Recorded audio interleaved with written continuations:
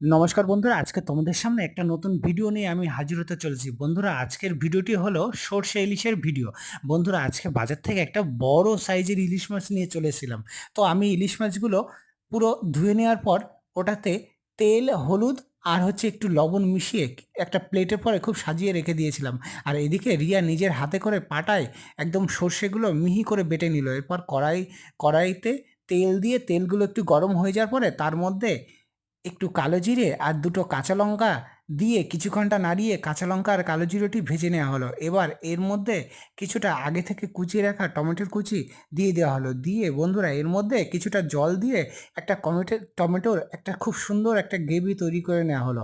এবার এর মধ্যে মাছগুলো খুব সুন্দরভাবে সাজিয়ে কিছুটা জল দিয়ে মাছগুলোকে ঢেকে দেওয়া হলো, যাতে মাছটি খুব সুন্দরভাবে সেদ্ধ হয়ে যায়। এরপর প্রয়োজন মতো নুন দিয়ে লবণটি চেক করে নেওয়া হলো যে মাছটি কতটা সুস্বাদু হয়েছে। এরপর কিছুক্ষণ রেখে দিলে দেখো বন্ধুরা, একটা খুব সুন্দর একটা কালার তৈরি হয়েছে এবং একটা খুব সুন্দর একটা মিষ্টি সেন্ট বেরোবে।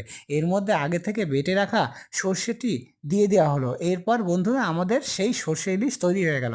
এবার এর মধ্যে দেখো বন্ধুরা, খুব সুন্দর একটা কালার তৈরি হবে এবং খুব সুন্দর একটা সেন্ট, যেটা শুনলে তোমরা বুঝতে পারবে যে আমার সর্ষে ইলিশটি তৈরি হয়ে গেছে। এবার এর মধ্যে ধনেপাতা দিলেই বন্ধুরা রেডি হয়ে যাবে আমাদের সর্ষে ইলিশ।